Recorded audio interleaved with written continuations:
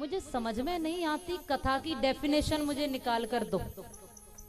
आप इतने लोग बैठे हो यहाँ, मुझे कथा की व्याख्या निकाल के दो कि कथा कहते किसे हैं। कथा के माने ये कहानियां हैं। तुम बिगड़ते रहो, तुम बर्बाद होते रहो, तुम जीवन को नर्क बनाते रहो, तुम्हारी बहन बेटियां घर से भागती रहें, तुम्हारी बहन बेटियों की इज्जत लुटती रहे, गौ माता कत्ल खाने में कटती रहे, तुम्हारे माँ बाप वृद्धाश्रम में एक एक रोटी के लिए तरसते रहें, तुम्हारी स्थिति नीच से नीच हो जाए, तुम शराबी कबाबी दुर्व्यसनी हो जाओ, तुम्हारे बच्चे गलत रास्तों पर चले जाएं, तुम्हारी बेटियां नंगी चौराहे पर खड़ी होकर फोटो खिंचवाएं और तुम कहानियां आगे बढ़ाओ। कौन सी कहानियों की बात करते हो तुम? इन कहानियों को सुनते सुनते तुम्हारी 80 साल की उम्र हो गई, अभी मन नहीं भरा। जब कहानियों से सुधार नहीं होने वाला, कहानियां क्यों बनाई भगवान ने, क्यों बताई कथा प्रभु ने? इसलिए कि तुम ऐसे ही दुर्व्यसनी बनते रहो और नाम के लिए, मनोरंजन करने के लिए आकर समाज में बैठ जाओ। कथाओं का मतलब क्या होता है, मुझे समझाओ जरा कि कथा किसे कहते हैं जिससे जीवन की व्यथा दूर नहीं हो पा रही। वो कथाओं में मैं भी तुम्हें सुंदर सुंदर भजन गा के चली जाऊंगी, खूब रसिया ढोला तुम्हें गाकर चले जाऊं, क्या परिणाम निकलेगा? खूब रसिया बाजी हो रही है चौराहे पर, तमाम तरह के गीत गाए जा रहे हैं कृष्ण और राम के नाम पर, अश्लील, तुम्हारे बच्चे उन्हीं को गुनगुनाते रहते हैं। बचा लेना अपने बच्चों की संस्कृति और लाज।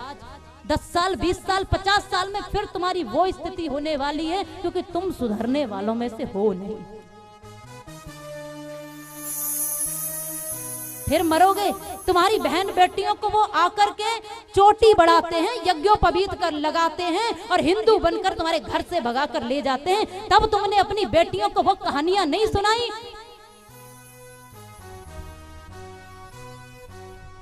तब तुमको वो कथाएं याद नहीं आई। भगवान कृष्ण धर्मो रक्षति रक्षितः, जो धर्म की रक्षा करता है वो धर्म उसकी रक्षा करता है, और भगवान कृष्ण धर्म की रक्षा के लिए आए और उन्होंने हर एक वो कार्य किया जिससे समाज में सुधार हो। उन्होंने कभी कहानियां नहीं कही थी, याद रखना।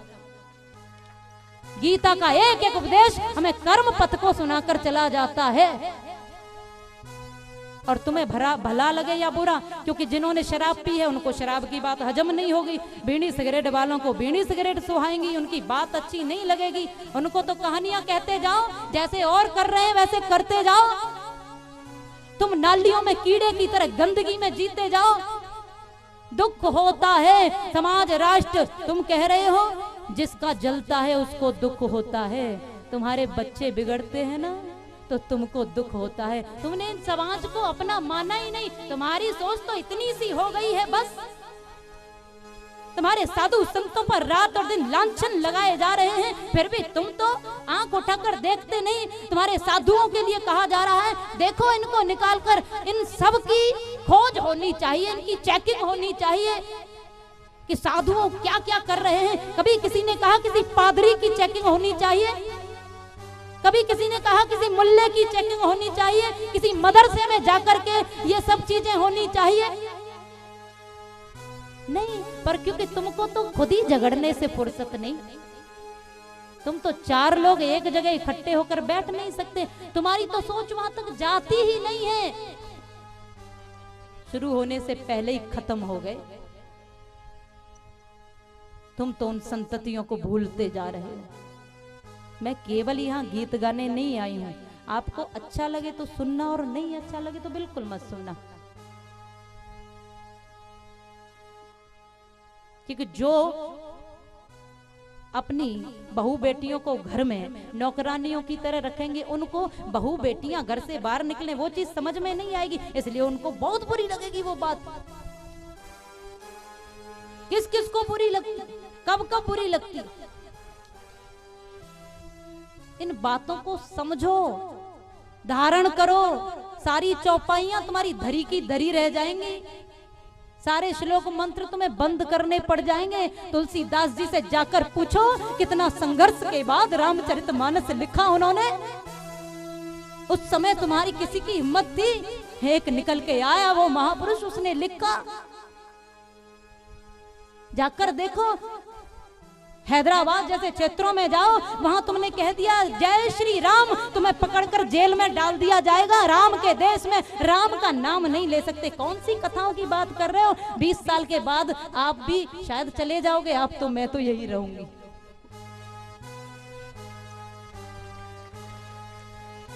20 साल के बाद आप रहे तो देख लेना कि तुम्हारी स्थिति क्या होने वाली है।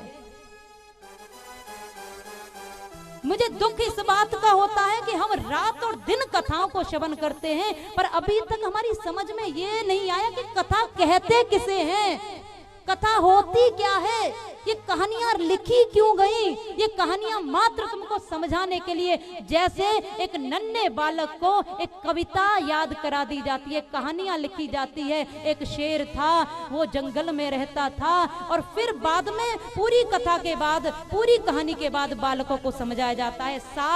सार उसका ये कहता है कि हमें हमेशा शेर की तरह दहाड़ना चाहिए, निर्भय रहना चाहिए। तो हमने क्या किया, हम उस शेर वाली कहानी में उलझ गए, और जो सीख थी कि हमको शेर की तरह दहाड़ते रहना चाहिए, वो सीख कहीं साइड में रख दी।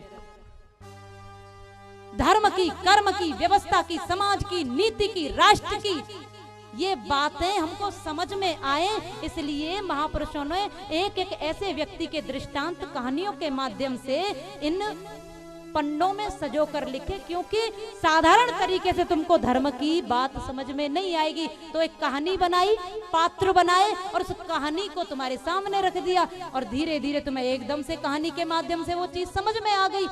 पर हुआ ये कि वो कहानी ही समझ में आई, बाकी चीज छूटती चली गई।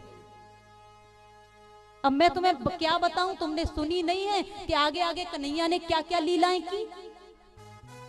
सुनी है कि नहीं सुनी? कितनी बार सुनी है तुमने? लेकिन उन लीलाओं का सार क्या कहता है, लीलाएं की क्यों, प्रभु ने एक एक लीला क्यों करी, उसका महत्व है। और हमने क्या किया, भगवान ने चीर चुरा लिया, बस चीर तक ही सीमित रहे, बाकी सार को भूल गए। भगवान ने माखन चुरा लिया, माखन चोर ही याद रहा, बाकी क्यों और क्या और कैसे और कब, इन सारी चीजों पर विचार करना, चिंतन करना हमने छोड़ दिया।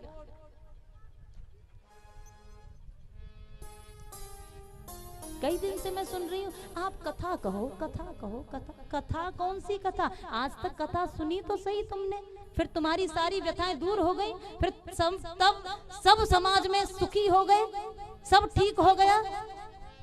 मैं मानती हूँ कि मेरे कहने मात्र से एकदम ठीक नहीं होगा, और मैं आपको बता दूं कि मैं इस तरह के कार्य क्यों कर रही हूँ। मेरी संस्था भी है मातृ शक्ति सेवा संस्थान, और मेरा उद्देश्य भी है कि इस आने वाली पीढ़ी को कुछ ऐसा सिखाकर चले जाओ कि ये लुटते न रहें, ये मरते न रहें, ये मिटते रहें, इनकी आबरू न लुटती रहे, हमारी संस्कृति, सभ्यता, गौरव, संस्कार न जाते रहें, लोग हम पर उंगलियां न उठाएं, अरे ये रामकृष्ण की संतान है, लोग हम पर उंगलियां न उठाएं। इसके लिए कार्य कर रही हूँ। और एक छोटी सी बात बता के कथा को भी सुनाऊंगी आगे। एक नन्ही सी चिड़िया, मैं मानती हूँ आप मेरे बड़े हैं, पर मैंने वही कहा कि जब बड़े बिगड़ने लगे तो कौन समझाए। मैं मानती हूँ कि आप ही ने मुझे ये सारी शिक्षाएं दी हैं, पर अब आपकी याददाश्त तो थोड़ी कमजोर हो गई है। अब उस याददाश्त को दोबारा लाने के लिए, जब एक उंगली पकड़कर पिता संतान की चलाता है तब, क्योंकि वो बालक उस समय समर्थ नहीं होता, लेकिन जब बुढ़ापे में पिता की कमर झुक जाती तो वही बालक उसकी उंगली पकड़कर चलाता है, क्योंकि अब वो बालक बड़ा हो गया और हमारा पिता असमर्थ हो गया। भयंकर आग लगी थी जंगल में, बहुत भयंकर आग लगी थी जंगल में, और इस आग को हर व्यक्ति देख रहा था, हर जंगल का जीव देख रहा था, कोई बुझाने का प्रयत्न नहीं कर रहा था। क्यों? क्योंकि उनके आपे से बाहर की बात चली गई थी। उन्होंने कहा इतनी भयंकर आग को हम कैसे बुझा सकते हैं? पर याद रखना, एक नन्ही सी चिड़िया उस जंगल से निकली और वो पहुंची वहां जहां तालाब था। उस तालाब के किनारे जाकर अपनी चोंच में थोड़ा सा पानी लिया और उस जंगल की तरफ चली। वहां तक जाते जाते एक बूंद चोंच में पानी बचा, एक बूंद उस जंगल की आग पर डालकर फिर आई तालाब में, फिर आग बुझाने के लिए एक बूंद पानी फिर डाल दिया, और बार बार लगातार वो यही प्रयास कर रही थी और सारे जीव जंतु उस पर हंस रहे थे। अरे चिड़िया, अरे नन्ही सी चिड़िया, तू इस जंगल की आग को बुझा देगी क्या? इतनी भयंकर आग तू क्या समझती है, आग बुझा देगी क्या? जैसे आज समाज में भयंकर आग है, हर व्यक्ति आंख बंद करके बैठा, जैसा हो रहा है होने दो, जैसा चल रहा है चलने दो, मेरा क्या जा रहा है, मेरा क्या स्वार्थ है इसमें, मेरा क्या फायदा है इसमें, ये सोचकर चुप बैठ जाता है। किसी का कुछ भी होता रहे, मुझे क्या चिंता है इसमें। लेकिन नन्ही सी चिड़िया वो निकली, बार बार प्रयास किया, आग बुझ नहीं रही थी पर वो थक भी नहीं रही थी, यही करती थी, बार बार चोंच में पानी लेकर एक बूंद पानी आग पर डालती थी। लोगों ने कहा, सारे जीव जंतु बोले, अरे तू तो बावली हो गई है, अपने आप को बहुत बड़ी समझ करके भूल कर रही है, ये जंगल की आग तेरी चोंच भर पानी से बुझने वाली नहीं है। उस चिड़िया ने बहुत सुंदर जवाब दिया, मैं जानती हूँ कि ये आग नहीं बुझेगी मेरे पानी से, लेकिन इतना जानती हूँ कि जिस दिन इस जंगल का इतिहास लिखा जाएगा उस दिन मेरा नाम आग बुझाने वालों में होगा, आग लगाने वालों में नहीं होगा। मेरा नाम आग बुझाने वालों में होगा। मैं भी जानती हूँ मेरे कहने से आप में सुधार नहीं आएगा, लेकिन यही विवेकानंद सोच लेते कैसे चलता, यही रामकृष्ण सोच लेते, यही शिवाजी महाराणा प्रताप सोच लेते, यही भगत सिंह, बिस्मिल, झांसी की रानी पद्मिनी, दुर्गा, अनसुईया, सावित्री, सीता सोच लेती तो आज तुम यहाँ बैठकर कथा नहीं सुन रहे होते।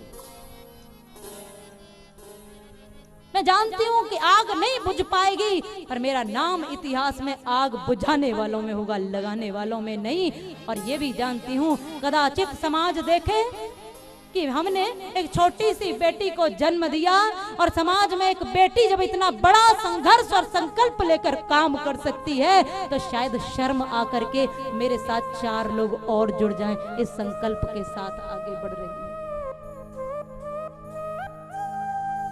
मैं समझती हूँ कि मैं कुछ नहीं हूँ, जो आपने दिया सिखाया वही हूँ, पर मेरे अंदर भी मैं उस बात को लेकर चलती हूँ, समस्त ब्रह्मांड का मालिक मेरे अंदर भी रहता है। मैं कमजोर कैसे हो सकती हूँ? मेरी आत्मा वही है जो तुम्हारे अंदर है और जो बरसों से तपी हुई है, जो युग युगांतर से प्रभु की स्मृति में लगी हुई है। मैं जानती हूँ ये संकल्प एक जन्म के नहीं होते हैं।